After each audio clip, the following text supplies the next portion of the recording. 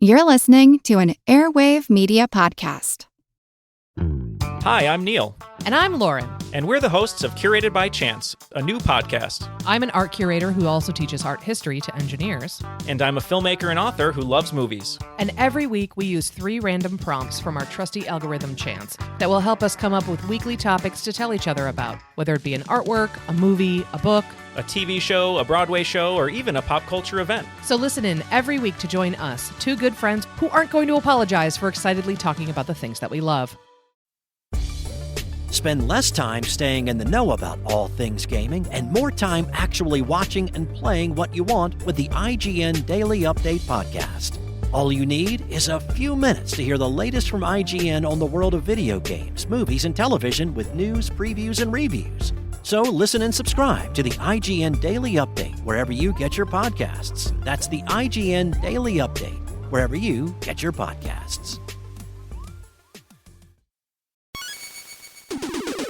Recorded in Chicago, Illinois, with your hosts, Ken, Matt, Neil, and Jeff. This is Triviality.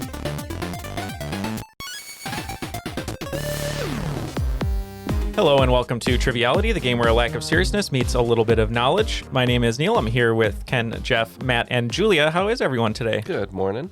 Good. Fine. I'm glad that we got all the Night at the Roxbury, you, me, you pointing out of the way to figure out who was kicking this one off. Yeah. Did you describe my ass?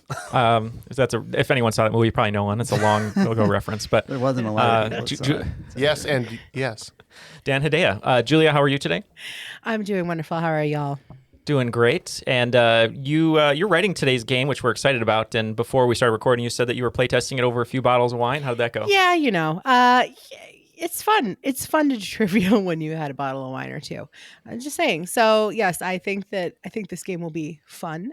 I think I think your listeners will enjoy it, and even if you guys don't.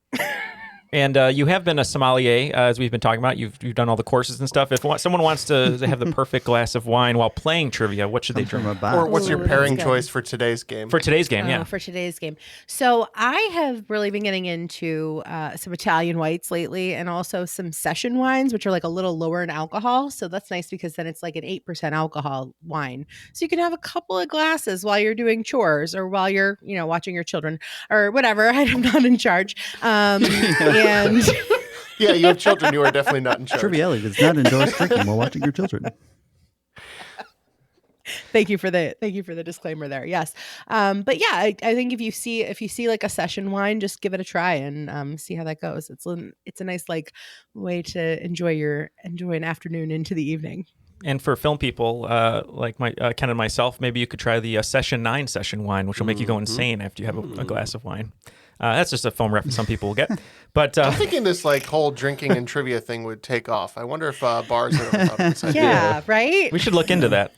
Well, we have a very special guest today. We're so excited to have on the show. They have a really cool podcast that we want everyone to check out that we'll let them explain. But I love the little piece on their website.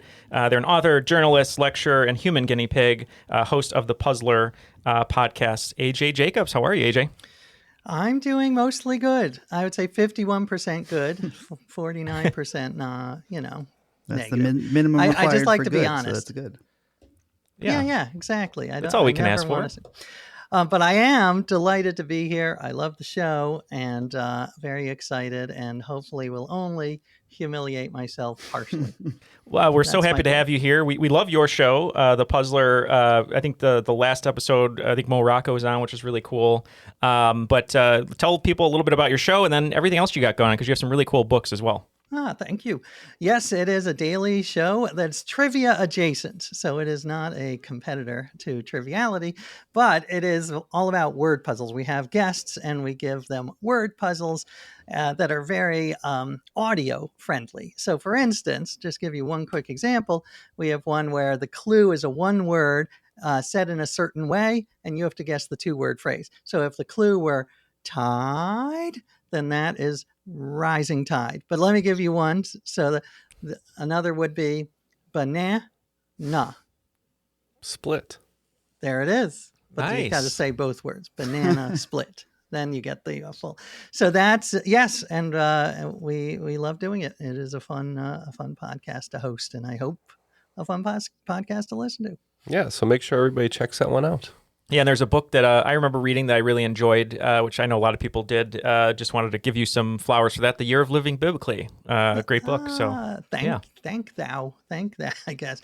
Thank you. Yeah, no, I lived by all the rules of the Bible for a year, and actually, the sequel just came out 3 weeks ago. It's called The Year of Living Constitutionally, and I followed the Constitution as literally as possible, just like the Supreme Court wants. So I carried a musket and I wrote with a quill pen.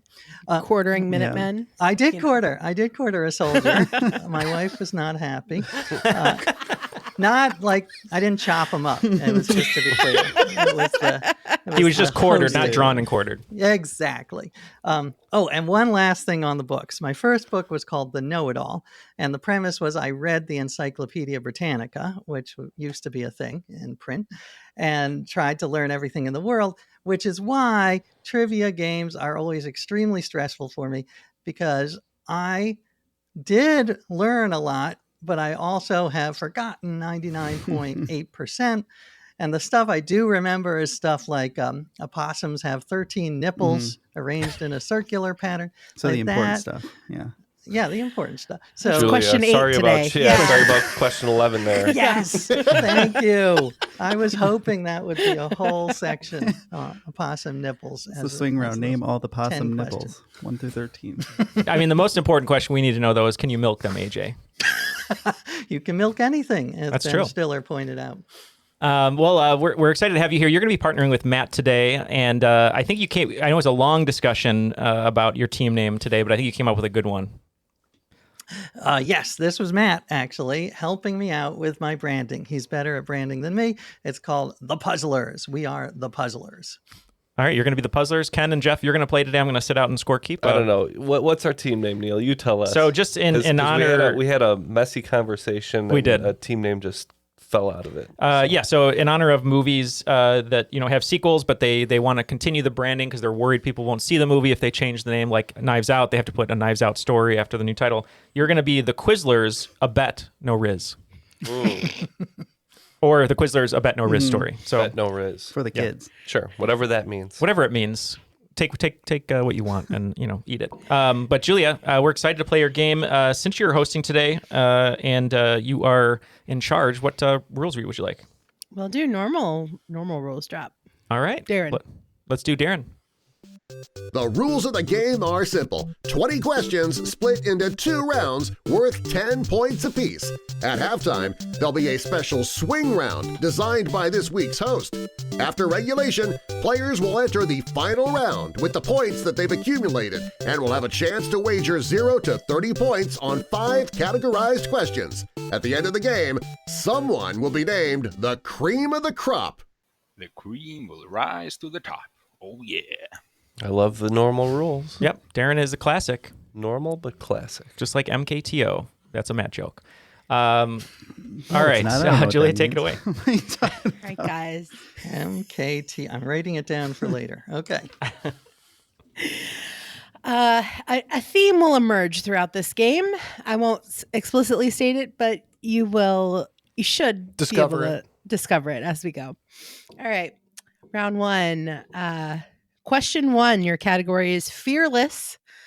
Approximately 4 of 10 Americans, according to Healthline, suffer from glossophobia, the fear of what? Hey, you can always try picturing people in their underwear. So they're locked in, sounds like, Jeff. I've written down public speaking. Yeah, a lot of people suffer from that. I've come to understand. I have to picture you guys naked every time we record, so Sometimes you don't even have to picture it. It doesn't even very very hot in public the either. studio. That's true. I don't give you guys very good equipment. Oh. It makes me feel more Make us confident. look like Ken dolls. Oh, I thought you were talking about the microphones. Right. I downgrade your I microphone. wish I was a Ken doll. It'd just be easier cleaning. So we're going to say public speaking. And what do we say, AJ? Matt, what do you think? I agree 100%. I mean, my hint was that speaking in tongues, I wrote a book on the Bible, is something like glossolalia. Wow. So I was like, gloss is speaking. And then she said Yeah. picturing in your underwear. And I was like, oh, which by the way, now like with Google Glass Oh, you of can do the it. Yeah. future, like, AR. yeah, Everyone's in everyone their will underwear. be able to Sounds like a problem. It'll be We're locked great. in. No more glossophobia. Points all around. Yes, it is public speaking. I need a law against that. What- I don't want people what- like being able like it's one thing if you try and imagine someone in their underwear, but it's another thing if like a computer program can make someone appear in Oh, I their thought you underwear. wanted Good to point. start like thought crimes. Yeah. Minority Report. You know. This is going to be a good day. Yeah, because you guys always seem to think I know a lot of Latin and Greek roots for things. From the Greek for glosso for tongue, like AJ said, and then phobos is fear or dread. So Thanks. glossophobia. All right, question 2, category speak now. It is literally impossible to be a woman, as a certain actress declared in this excerpted monologue. You have to be thin, but not too thin. And you can never say you want to be thin. You have to say you want to be healthy, but you also have to be thin. You have to have money, but you can't ask for money because that's crass. You have to be a boss, but you can't be mean. You have to lead, but you can't squash other people's ideas. You're supposed to love being a mother, but don't talk about your kids all the time. You have to be a career woman, but also be looking out for other people. For 5 points, name the movie. And for another 5 points, give me the name of the character who delivered this monologue and received an Oscar nomination based on her performance. She's definitely a boss. You guys locked in? I'm trying to remember the character name. I don't know though. the character's Oh name, my but God. we're locked in with the half. Okay. There's no way we know the character's name. Oh, so Matt, you already locked in? No, they That's locked good, in. 'cause I wasn't I don't know sure. the character's Oh, name. they I know looked- I saw the movie in theaters. I only saw the Barbie portion of Barbenheimer, unfortunately. The important one. Gotcha. Right. The theme I'm feeling in my triviality eras right now, I believe. That's what we're going with. I don't know. Yeah, that's good. But yeah, So it was America Ferrara's. Do we get any credit for the actress? No Hey, credit. Name of the character. little girl's mom. Yes, little girl mom Yeah. number 1. That was her character. Yeah. We agree that it's Barbie. We don't know the character's name. Neil, do you know the character? I don't. Okay. This is, yes, you guys are right. 5 points to each team. This is Barbie. And America Ferrera's character's name was Gloria. Oh, okay. Sure, it was. No one saw that movie, right? All right. Question 3, your category is red. Contemporary artist Jonathan Yeo's name made the rounds in May 2024 when his official portrait of whom was unveiled. It's a wonderful, wonderful painting. Yeah, we're locked in as well. I think I know. I was worried I didn't know whether it was RED or READ because it's audio, but I think that's red. Matt, you want to say it? It was very red. This was King Charles, right? Is that who the Right. Like his head just Vigo the popping out Carpathian. of a completely yeah. That's I agree 100%. Yeah, I think another King King Charles head popped out, right? Is that correct? Yeah, he was assisted with that. Yeah. Okay. But yeah, we said King Chuck the Third. You guys are both correct. Both teams are correct. Yes, it's King Charles III. So if you haven't seen the painting, it's a very vivid red. It shows Charles in the middle. He's wearing the uniform of like the Welsh Guards. And there's actually like symbolism, but knocking you over the head, a monarch butterfly directly over his right shoulder. So that they did that so that if people are looking at this portrait in 400 years, like what's an easy way for them to tell that this guy was the king? And then they're like, let's stick a That's what monarch they'll do. butterfly They'll in be like, there. Oh, I thought it was a guy? reminder for Look at this him butterfly. because he's so old he can't remember. Did I show you the picture? I put my face on that painting. Did I show you that? It was Okay. creepy. It's very good. I'll send it. I'll send it be to the- Julia too, so you can be You creeped know what? out. Let's make that the cover art Okay. for the episode. Excellent. Okay, that's fine. All right. Question 4. Your category is 1989. Which highly respected actor had his breakout year in 1989, appearing on the silver screen in the roles of Sergeant Major John Rollins, Hoke Colburn, Joe Clark, and Lieutenant A.Z. Drones? He earned an Oscar nom for Best Actor for one of these, though he ultimately wouldn't get a trophy from the Academy until 2005. Good question. And since we want to use that for the cover art, we need a clever title to go with it.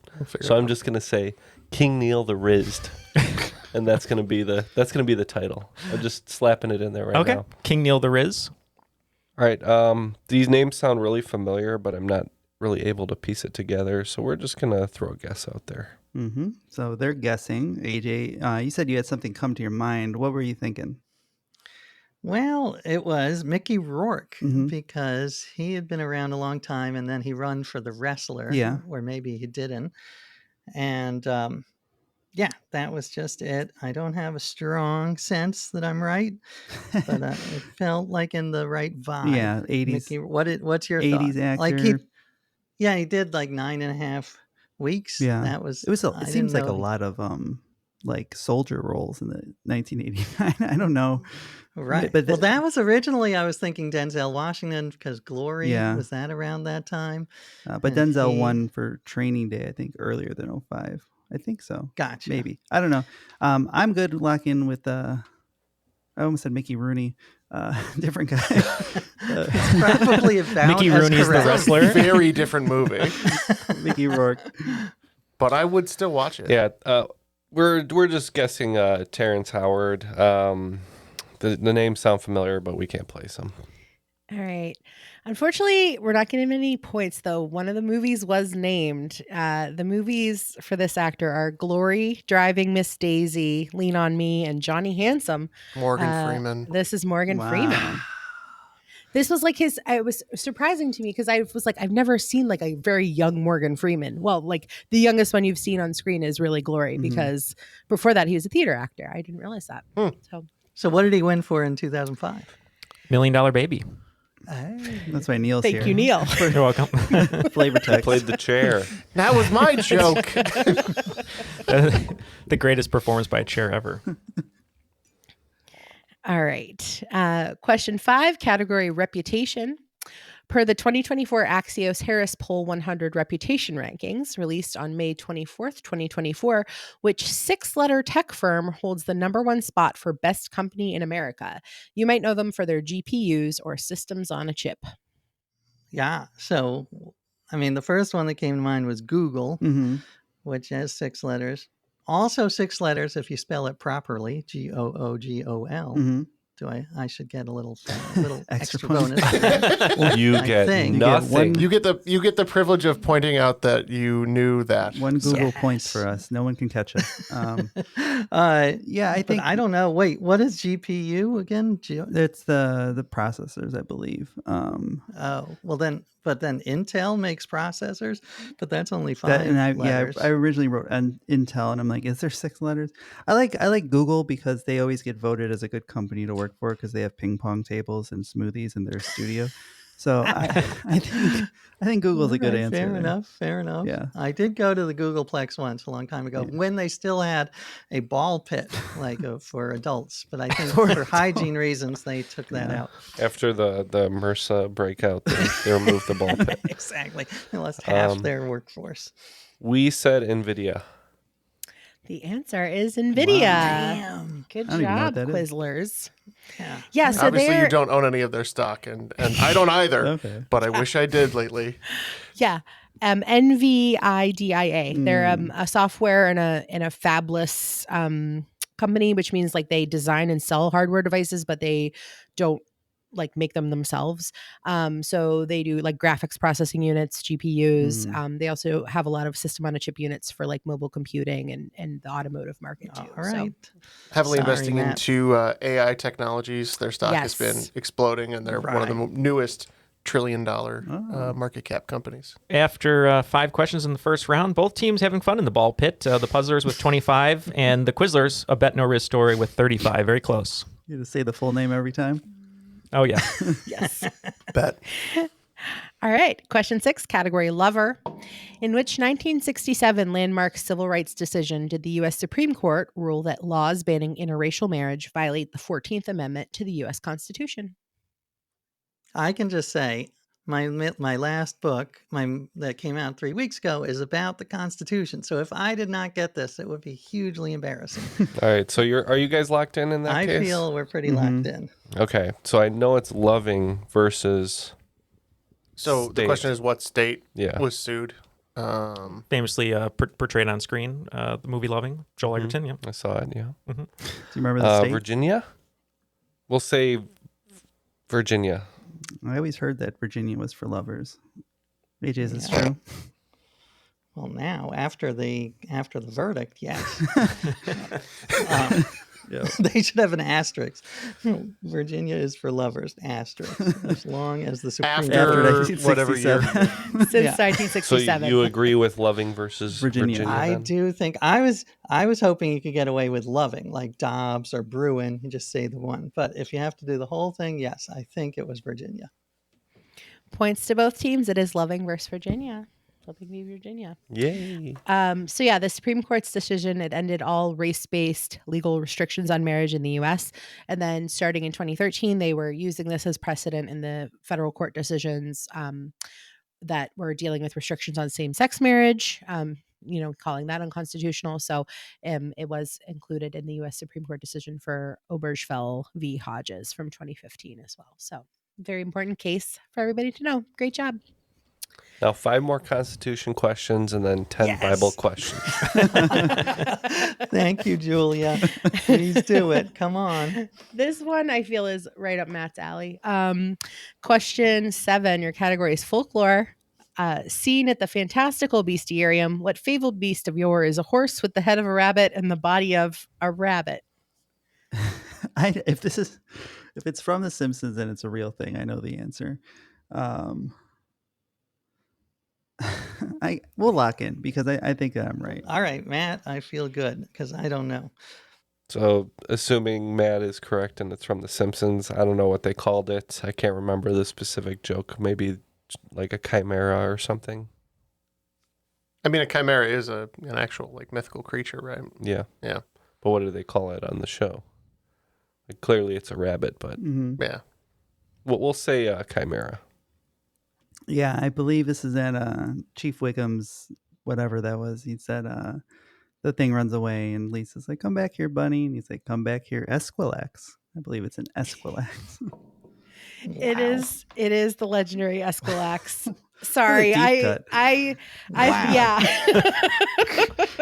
wanted to get a Simpsons. Something that's stuck in my head forever, though. I always think of that. Yeah. Matt, I am impressed. That is wow. Well, yeah, you read the entire encyclopedia, but I've seen every episode of The Simpsons. So it's basically that's the same harder. thing. That is hard. 30 Life years is a rich tapestry. Yeah. All right. Question 8. Your category is Evermore. What the heck? Edgar Allan Poe took inspiration for the titular raven in his famous narrative poem from the 1841 novel Barnaby Rudge. Who wrote that book, which features a talking raven named Grip? Okay. I should have been listening to Neil when he described this to me. Didn't believe me when I was telling you. Told him a fun fact. You're like, you're nuts. That's not right. I just completely blocked out what Neil was telling me. It was like 3 days ago. I was like, I'm not going to need this later. So this came up 3 days ago? Why? Yeah, would pretty it come much. It was like within the week. Yeah, you were just talking about. Just having some. I was talking about my based. travels, and he told me this whole story. I told him the story. Everyone thought I was nuts. Mm-hmm. Just like when I said we should invent something where you can search for questions and ideas on the internet. Yes, Google. Thank you. GOOGO. Jeff was here too, and he listened a little better. Barely. But now that he wrote the correct answer, it's rushing back to me. Okay, we're locked in. Talking Poe with my bro every day. That's what we usually do. Who married? I mean, you're in Baltimore, so. Yeah. Oh yeah, it comes up a lot out here. I will say he married his 13-year-old first cousin. Yeah. So that's a fact. We all have flaws. Not great. So Some are much larger than others. Yeah. I'm not on that track. So I do. Matt, what do you think? I have recently heard this. So I play a lot of Maryland trivia, and they love asking Poe questions, and they love lots of Maryland questions. So I believe this is Dickens. Thank God. All right. What the heck? Where did that come from? I have no idea. Okay. I just know this answer. I don't know anything else. All right. I love it. Let's go with Dickens. Yep. Chuck Dickens. Who apparently had a raven that Poe liked to hang out with. Yeah. Yes. Yep. Points to both teams. I realize this is our second Charles appearance in this round. Because I keep calling him Chuck. Yeah, right. The what the heck was supposed to be like what the Dickens. Oh, very kind good. Of a clue to that. But I like it. But yeah, Charles Dickens had a real life pet raven named Grip. He lived with the family, and then he started attacking the kids and stuff. So they sent him to live out in the shed. Apparently she talked. She had a bunch of phrases that she knew, and she apparently died of lead poisoning after drinking about, quote, a pound of white lead paint that was set aside for painting their stable. So Poe had met Dickens and thought this was a cool character. They met a pound's worth of paint. Let me tell you, a pound of lead would take the out amount of paint, a much larger animal. The amount of paint you could buy with a pound. So it was just actually one quid. It was just one actually quid. 400 kilos at the time. 2 quids of paint. 2 quids. The bird died because it couldn't even get off the ground anymore. It was so heavy. And as I told you too, so I mentioned this because I went to Dickens' house and they had the taxidermied raven, or crow. And I was going to tell you, Ken, I think I've told you this before, but in Victorian times, people like Dickens, they would have a hedgehog as a pet to eat all the little critters. What? Sorry, I wasn't listening. Don't worry, Julia will ask a question about it next time. Question 9, category Midnights. I heard through the internet that per a custom originating in Spain, people consume a dozen of what when the clock strikes midnight on New Year's Eve? This tradition is meant to bring a year of good luck and prosperity, and maybe the promise of some good tempranillo. Yeah. All right, we have a reasonable guess here. I'm sort of dissecting the question a little bit. The answer makes sense, and I definitely would eat a dozen of these things. Mm-hmm. AJ, any thoughts off the Scotch? My thoughts are, I know that some South American countries you're supposed to wear yellow underwear for good luck Shouldn't on eat New those. Year's. Good idea. But I guess no eating, not edible underwear. I was thinking, I know she paused at internet as if it was some sort of clue. Yeah. So I don't know. Is that GPUs? You're supposed to eat 12? If you think of Very the crunchy. internet as a digital version of a grapevine, Tempranillo being a type of wine, I believe they were drinking wine when they wrote this. So I think very good. And this is also a tradition you should not share with your dog. Grapes are really bad for dogs. But I think we can lock in with grapes. I feel good about that. That makes a lot of sense, Ken, because you wouldn't want to wait too long in the year because then they would be sour grapes. I was between grapes and olives, and we went with olives. Which I would rather eat a dozen olives than a dozen grapes, to be honest. But Points to the puzzlers. The answer Yes. is grapes. Thank you, Matt. Thank you for getting my clues there, That Matt. pause, I was like, clue incoming. So each grape and clock bell strike at midnight represents each of the coming 12 months. And by the way, approximately 71% of the world's grape production is used for wine, 27% as fresh fruit, and only 2% as dried fruit because raisins are disgusting. No. But what if you dip them in a lot of chocolate? So that they're now 2% dried fruit and 98% chocolate? Yeah, if you have to dip them in that much chocolate, they might as well be crickets at that point. I mean, I like eating handfuls of chocolate-covered raisins and chocolate-covered peanuts. It's like a deconstructed chocolate peanut butter and jelly sandwich. Matt's favorite raisins, though, are the ones that sing Motown. Yeah, California That's raisins. Classic. All right, and question 10, category, the Tortured Poets Department. Which famously tortured poet published her first and only novel under the pen name Victoria Lucas in January 1963?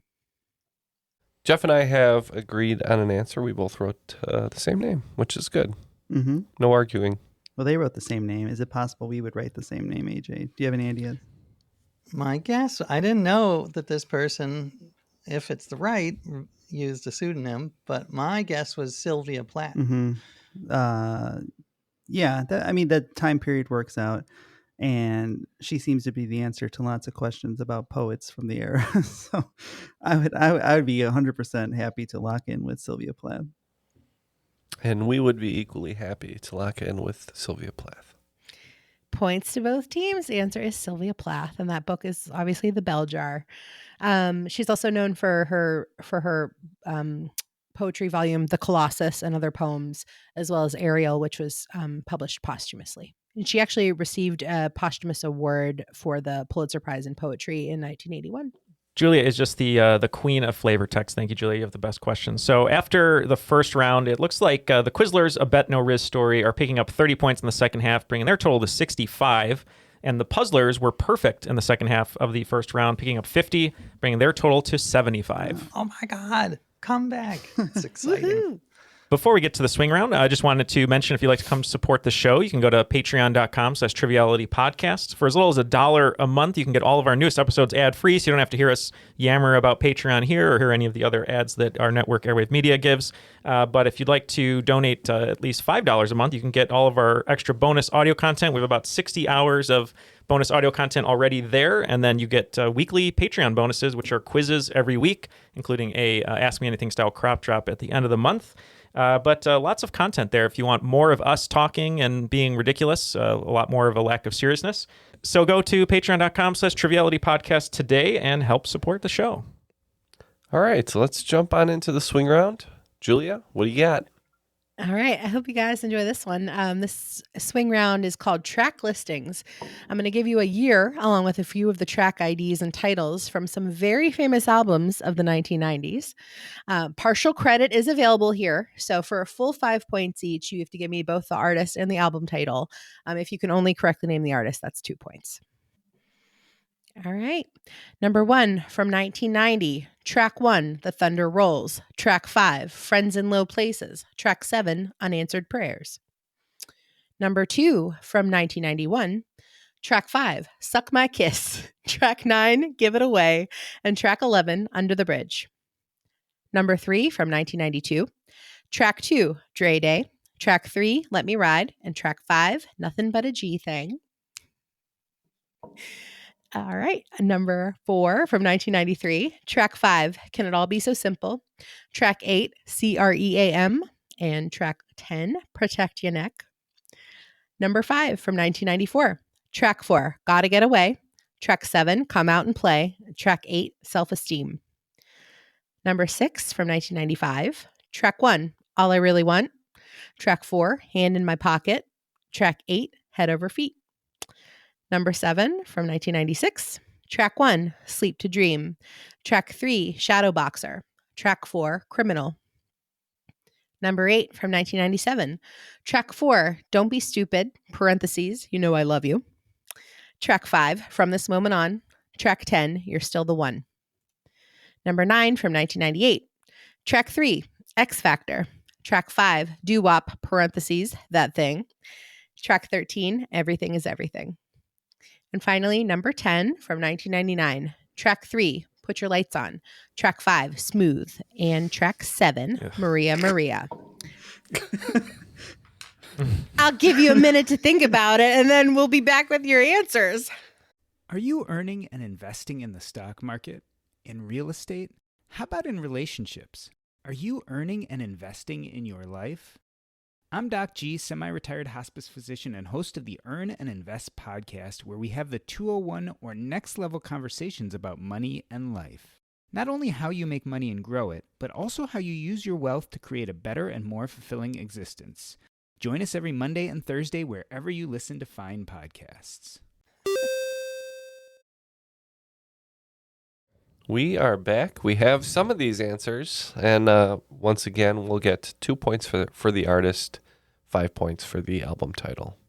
Yeah. So yes, 2 points for the correct artist, and then 5 points if you do both the album and the artist. Okay. Correctly. So there will be some partial credit awarded here. Yeah, we're gonna definitely get some partial credit. Yeah. All right, number 1 from 1990. Your track 1 is The Thunder Rolls. Track 5 is Friends in Low Places, and track 7 is Unanswered Prayers. We said Garth Brooks with his self-titled album, Garth Brooks. That we're very familiar. Yeah, we said Garth Brooks, and weren't sure if it was the introduction to Chris Gaines or not, but we just said Garth Brooks. All right, both teams get the artist points. This is Garth Brooks, and the album from 1990 is called No Fences. And by the way, when Matt says we, he means I, because I am a music ignoramus. So I was no help at all. Yeah. So it was me talking. You're like, credit. okay, cool. All right. Sounds Got great. it. And then when he says, when he did say, I don't know the album, I would just say self-titled. That was my only contribution. And so far that has not worked. All right, number 2 from 1991. Track 5, Suck My Kiss. Track 9, Give It Away. And track 11, Under the Bridge. We're saying that's the Red Hot Chili Peppers, and we think that's Blood Sugar Sex Magic. We also said Red Hot Chili Peppers and agree on the title. Blood Sugar Sex Magic. 5 points apiece. You guys are correct. Also known as Ken's Order of a Friday Night. Different order. Sometimes- though. Different order, yeah. Start with the game of magic. Start with the magic. Starts with the magic show. Ends with the blood. All right, number 3 from 1992. Track 2, Dre Day. Track 3, Let Me Ride. And track 5, Nothing But a G Thing, which is the whitest I have ever sounded on a podcast. We said Dr. Dre, The Chronic. Agreed, Dr. Dre, The Chronic. 5 points to both teams. That's Dr. Dre, The Chronic. Don't lose points over pronunciation like that Jeopardy guy. Oh, yeah. Wow. I forgot about that. Yeah. That was horrible. All right, number 4 from 1993. Track 5, Can It All Be So Simple? Track 8, CREAM. And track 10, Protect Your Neck. We said this was Wu-Tang Clan, and we were trying to remember the number of chambers, but I think I don't have the correct number, but we said the 37 chambers. Oh, that's painful. It's Wu-Tang Clan. They're entering the 36 chambers. You gave them an extra chamber. One more chamber for good measure. The puzzlers get the 5 on that. Yes. Nice, Matt, with the 36. Yes. All right. Number 5 from 1994. Track 4, Gotta Get Away. Track 7, Come Out and Play. And track 8, Self-Esteem. Easy points for this one. We said Offspring with Smash. Oh, Self-Esteem. No kidding. Yeah, I didn't come up with that till right now. So we said Lenny Kravitz, and we said Lenny Kravitz is the album. Points to Ken and Jeff. It is The Offspring with Smash. Yeah. Lenny Kravitz has not had sex in 9 years, FYI, in case you didn't read that People magazine article. I just read that. That's why I said Lenny He also- Kravitz, so we can give that little nugget out there. He also loves jewelry like Garth Brooks in low places. I see. Oh, He's like the anti-Nick Cannon, who had to insure his junk for his 12 kids. So It's rough out there.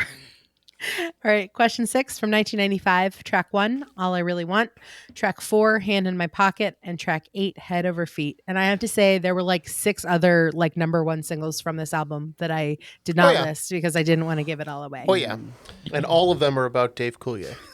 We said Alanis Morissette, Jagged Little Pill. Yes, I was just informed that this is the number 1 album of all time, according to one person's opinion, and I was Nope, that's number 9. That's I number know 9. I was derided for not agreeing. Jagged Little Pill, Alanis Morissette. Points all around. You guys are correct. Although I did listen to this on repeat on my Kaboom box in college. So Question 7 from 1996. Track 1, Sleep to Dream. Track 3, Shadow Boxer. And track 4, Criminal. We said Fiona Apple. Don't know the name of the album, so we're just going to say Criminal was also the name of the album. Not a bad. But I doubt that's the case. Yeah, we said Fiona Apple too, and the title of the album is Fiona Tangerine. Artist points to both All right. teams. It's Fiona Apple, and the title of the album is Tidal, Tidal. Oh. It's a big one. All right, question 8 from 1997. Track 4, Don't Be So Stupid, parentheses, You Know I Love You. Track 5, From This Moment On. And track 10, You're Still the One. We think this is Shania Twain, and we said the title is Feel Like a Woman. Yeah, I was between Shania Twain and Reba. I ended up going with Shania Twain. Title of the album being Let's Go Girls. All right. Artist points to both teams. This is Shania Twain. Her album is Come On Over. This is the best-selling country album in the U.S. ever. It is the biggest selling studio album of all time by a solo female artist as well. So you By should the know way, that one. I do want credit. This was my only contribution. He was choosing between Reba and Shania, leaning towards Reba, and I said Shania. And that was so 1 out of the 10 I participated. That's not true. On the last one, you said, I think that album has an album name, and then I remembered it, so that also helped. Thank you, Matt. You guys, You are correct. This is really a team effort. Everybody is doing a great job, as I say to my preschoolers. All right, and question 9 from 1998, track 3, X Factor, track 5, Doo Wop, parentheses, That Thing, and track 13, Everything is Everything. We said Hanson by Hanson. No, this was the first album I bought along with Big Willie Style and the Space Jam soundtrack. Lauryn Hill, The Miseducation of Lauryn Hill. Oh, yeah. Matt and AJ are correct. It is Lauryn Hill, Thanks for Miseducation of throwing me Lauryn Hill. And then finally, number 10 from 1999, track 3, Put Your Lights On, track 5, Smooth, and track 7, Maria Maria. We said Santana, obviously, and the album is called Featuring Rob Thomas.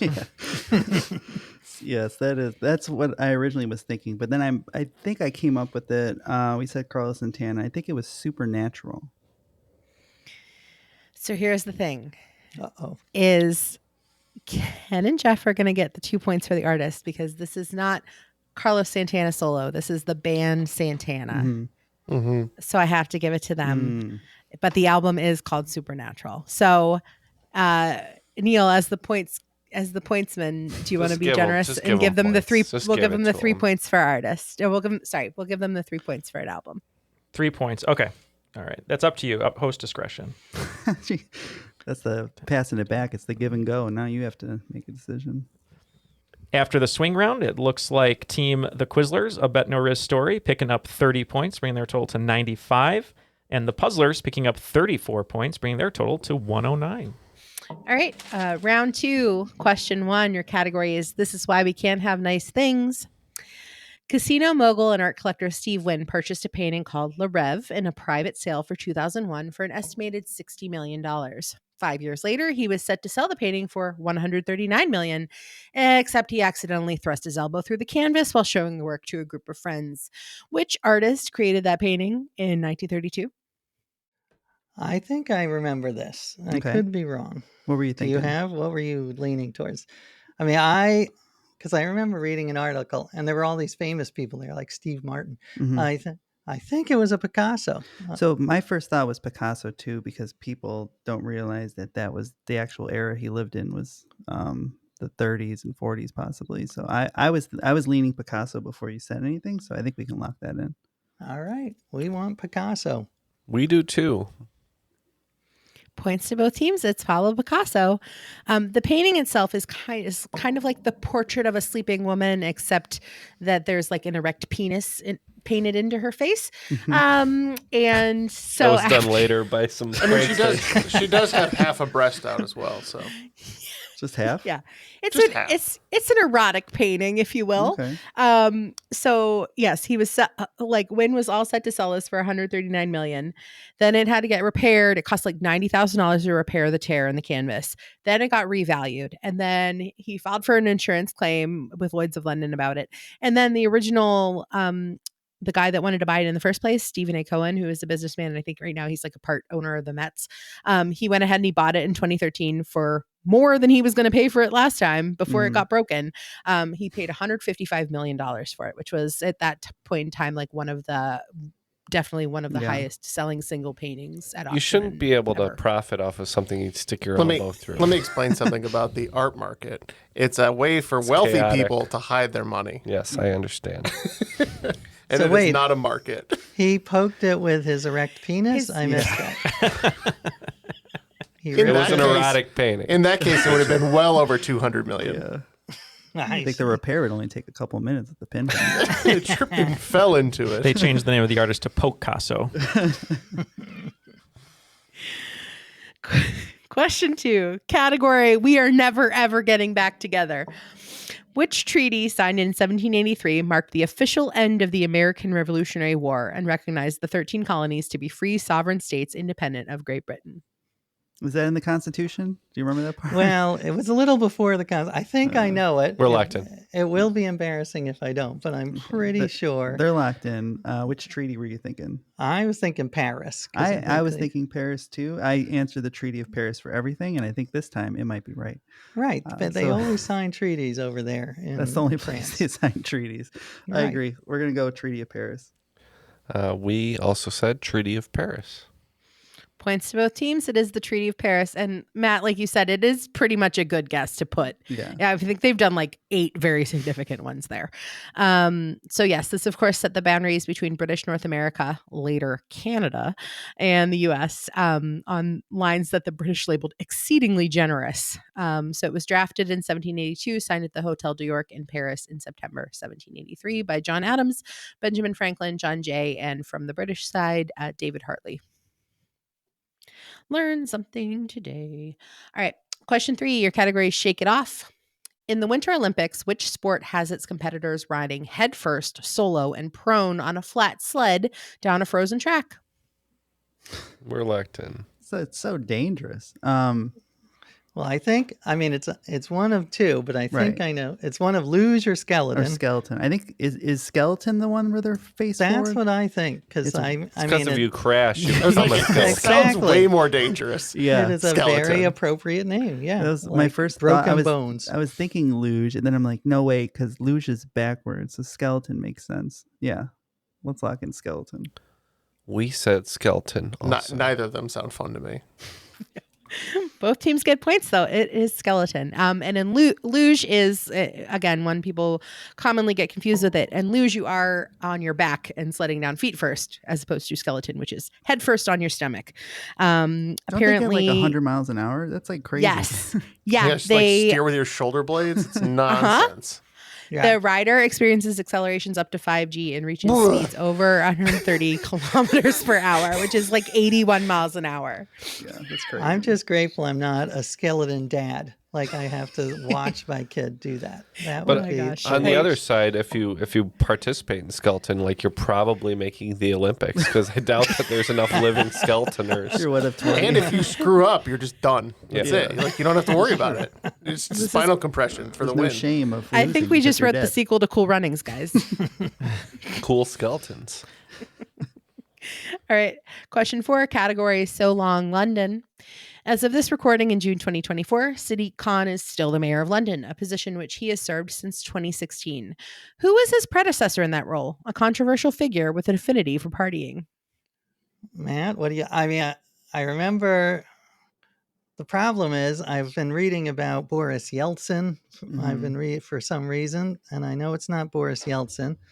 And there's Boris Becker, but I can't remember Boris's last name. But I'm hoping you do, Boris. It's not Boris Becker. I believe it's a tennis player. He was. Yeah. Boris. I don't know. I have actually never heard this before. So Oh, I thought you had. no, Wait, Boris. Scott Boris. That's embarrassing.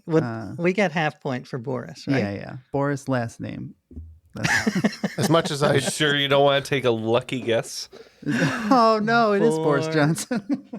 Boris Johnson. as much as I hate him and the former mayor of Toronto, I would have attended a party with the two of them.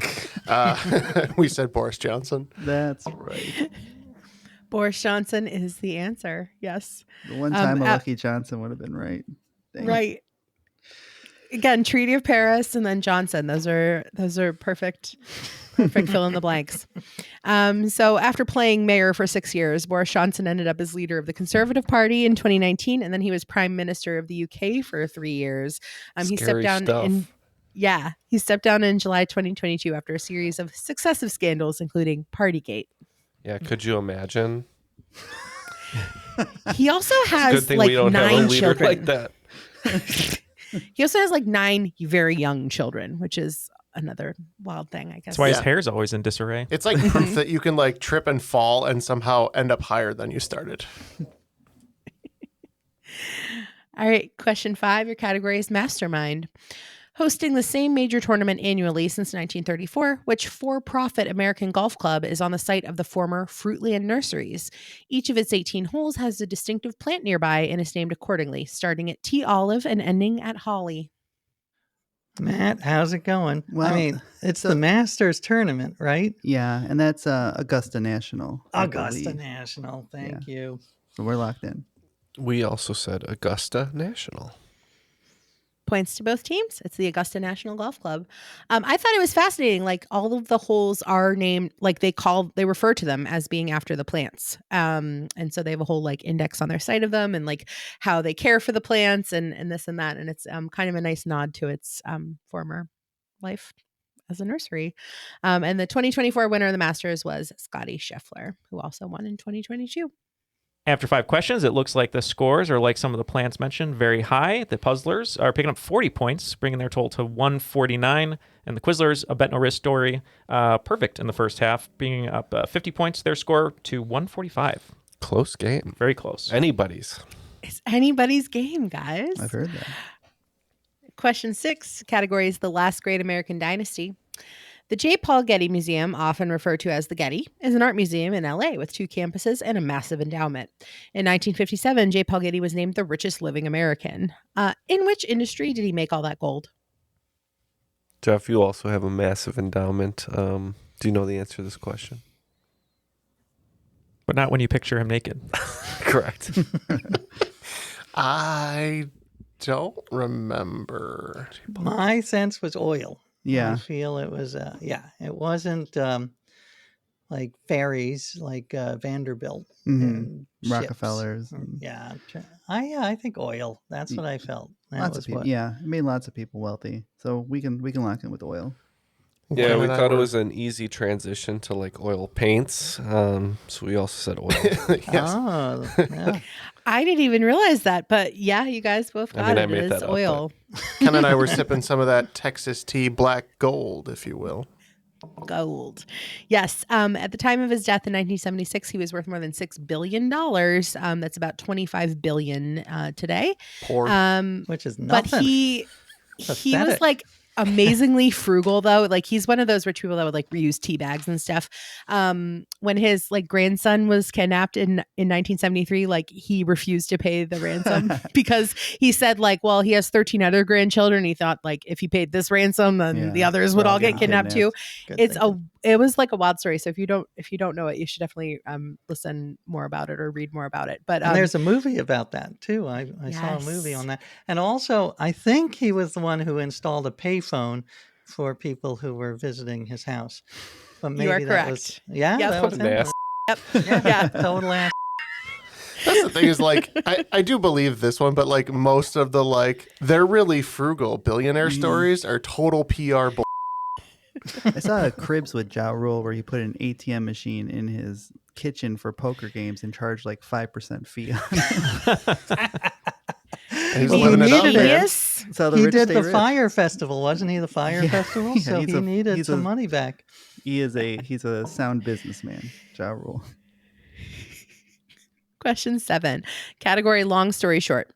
I am not going to ask you about the longest English novel. That's the translation of Proust's A la recherche du temps perdu. By the way, that clocks in at a whopping 1.267 million words. Let's be more realistic and talk about some things that people might have actually read. Put these famously long English novels in the order from most words to fewest words. In alphabetical order, Atlas Shrugged by Ayn Rand, Gone with the Wind by Margaret Mitchell, and The Stand by Stephen King. So the exact order she gave. with Yeah. That. So that's the curveball. Tricky. All right. Mm. Julia could do it. I can We're- see she's locking mischievous. All right, All we're right. saying Stand is 1, Gone with the Wind is 2, and Atlas is 3. Oh, the opposite. Okay, I regret to inform everybody that there are 0 points to this Oh, question.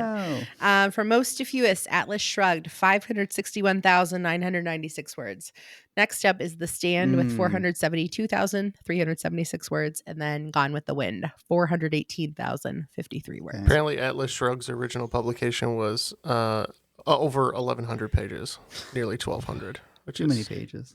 It's nuts. And there's a lot of other like famously long novels, but a lot of them are like translated from their original language into English. And so that's kind of hard to like give a number to just based on. So you'll often hear people refer to like War and Peace as like one of the longest novels ever in English, but that's because like whatever translation happened made it so long. So these were published in English, verifiable word counts, Atlas Shrugged, The Stand, and then Gone with the Wind. I once went to the MIT Mystery Hunt, which is like a super nerdy puzzle event, and you get to choose your team name. And I guess there's no limit on the length of the team name because one of the team names was the entire text of Atlas Shrugged. Oh my God. So hopefully no one had to say the name. Printing out those name tags would have been horrible. It's like, put it on a shirt. Just pin the whole book to your back. Yeah. All right. Question 8, category is paper rings. Traditional wedding anniversary gifts still show up in modern times, such as with a couple's silver anniversary for their 25th or golden anniversary to commemorate their 50th. Don't knock tradition. In the US and in the UK, what is the appropriate gift for one's 5-year anniversary? Okay, we're locked in. Well, that one, Matt, I think Julia gave us a little hint. Yeah. I wouldn't have gotten it without that. Yeah, I've looked these up because this comes up in trivia a lot. Boots. And I guess they could be if they're clogs and they're wood. I don't know what you give that's wood. Maybe well, like that's between a married couple. Yeah, and your Picasso painting. Whatever. Turns out Neil was very confused about what gift he was giving on this anniversary. So we also said wood. Both teams get the points. The answer is wood. So you'll kind of see these registries often, and then like they're kind of split up into like traditional gifts and like modern gifts because you're like, why do I need paper for my first anniversary type thing? So or like a bolt of cloth or something. Right, exactly. Yes, a sack of oats for my horse. So yes, whiskey for my men. Beer for my horses. So the traditional 5-year gift is wood, and the modern version of that is silverware. Okay. All right, question 9. Your category is blank space. In October 1994, the Magellan spacecraft intentionally crashed onto what surface? I doubt that a woman was in charge of this particular mission. Well, maybe I'm reading too much into Julia's clues, but men are from Mars, women are from Venus. Yeah, so but boys go to Jupiter to get more stupider. So it could be Jupiter. So how does that change? It really makes if she had said boys, I think that is true. I'm good with Mars then. That makes sense to me. Yeah, Mars is our guess. Okay, yeah, we're just saying Venus. Yes, Venus is the answer to this. So sounds like the puzzlers took a little side trip to Jupiter there before answering the question. All right, and finally, question 10. Your category is champagne problems. Salud. Only sparkling wine made in the Méthode Classique in the Champagne region of France can legally be called champagne. The 3 main grapes used in its production are Chardonnay, Pinot Meunier, and what other dark-skinned variety? I still only know one type of grape. Was it Concord? It's always Concord. It's Concord. I don't know any grapes. Yeah. All right, let's try it. Let's try Pinot Noir. Noir. And hope for the best. Noir does give off a dark feeling, but what did we say, Ken? Malbec. The answer is Pinot Noir. Good job to the puzzlers. I realized that this ended up just being a name a grape question, but so is yes, Malbec a grape? Malbec is a grape and a red wine. Yes, not out of the Champagne region of France, though. Stupid. I'm an idiot. So yeah, people are sometimes surprised because champagne is typically looks like a white sparkling wine. So people are sometimes surprised that that Pinot Noir and Pinot Meunier, which are dark grapes, are involved in its production. But they yield a white wine base. Like when you press those grapes, it is like a white juice as opposed to a dark juice. And so that's how it ends up. So you'll sometimes see things called like a Blanc de Blanc, which is like 100% Chardonnay, or a Blanc de Noir it translates into white from black grapes. That's traditionally made from Pinot Noir. So just they're the three main grapes in Champagne. Well, trivia performed outside of the Sweat Lodge is actually just sparkling triviality. So that's right. After regulation, both teams picking up 30 points in the second half of the second round. The scores are very close. The Quizzlers, a Bet No Riz story with 175, and the Puzzlers with 179. Before we get to the final round, just like to talk one more time about Patreon. If you'd like to come join us, you can get a bunch of bonus audio content, some great perks like stickers and other goods. But for as little as $1 a month, you don't have to hear us talking about Patreon or any of the ads. And for as little as $5 a month, you get a bunch of bonus audio content like the Crop Drop and weekly bonuses. 60 plus hours. 60 plus hours of bonus content you unlock automatically.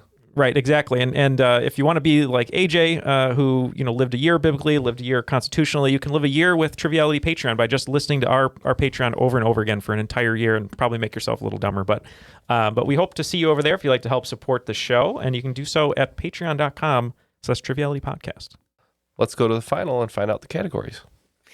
All right. So I hope that people have been paying attention all game long, that there is like a buried theme to this quiz. If you know it, don't say it. If you don't, whatever. But anyway, this may or may not impact your final round as well. So your categories for the final round are Razzle Dazzle, Thicker Than Water, Hot Dog, Nice Catch, and It's a Small World. All right. The wagers are in. Let's go ahead. All right. Question 1, category Razzle Dazzle. Developed by Pop Games and first released for web browsers in 2001, what sparkly Match 3 puzzle game became one of the most iconic mobile games in history, earning its spot in the World Video Game Hall of Fame in 2020? Question 2, category Thicker Than Water.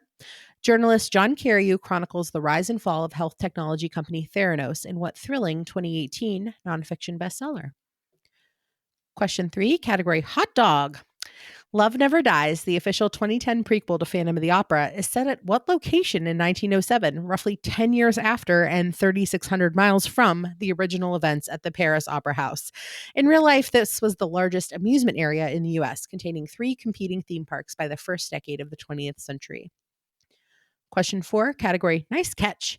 The atomic number for titanium, the number of bones in the human skull, and the length in yards of a cricket pitch all have what in common?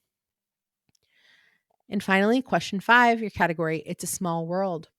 Which U.S. state was the site of the world's first scheduled passenger airline service in 1914? Though SPT airboat lines only covered a 17-mile distance twice a day, 6 days a week, for 4 months before ceasing operation, they set the stage for transcontinental flights to come. We have our questions. We'll be right back and find out who will be today's cream of the crop.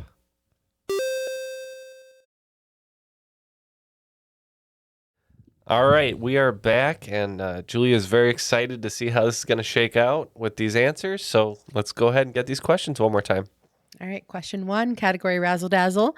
Developed by PopCap Games and first released for web browsers in 2001, what sparkly Match 3 puzzle game became one of the most iconic mobile games in history, earning its spot in the World Video Game Hall of Fame in 2020?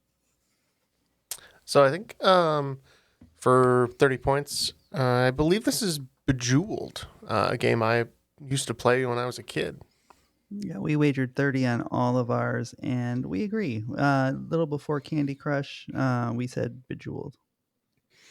Points to both teams. The answer is Bejeweled. Question 2, category Thicker Than Water. Journalist John Carreyrou chronicles the rise and fall of health technology company Theranos in what thrilling 2018 nonfiction bestseller? We took a guess for 30 points, and we said Blood Money. Yeah. Well, we figured it was blood because of the Thicker Than Water. So we came up with we had about 40 different options. Bloodsport, Sunday Bloody Sunday, Bloody Business, Out for Blood. So I guess, the one we did decide on was Out for Blood, but I don't feel great about it. No offense, Matt. That's okay. The answer is Bad Blood. On theme. Taylor. So close. I was On listening theme. to them chat it out, and we're very close. But all right, question 3, category Hot Dog.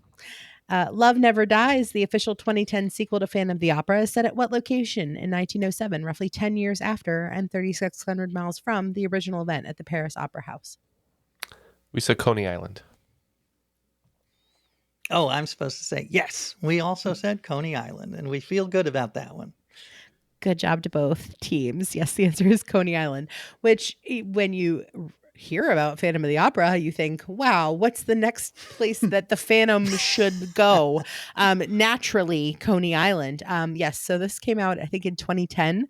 Like, it's the official sequel. Like, Andrew Lloyd Webber was like in charge of it. Yeah, but he's done some questionable stuff, so.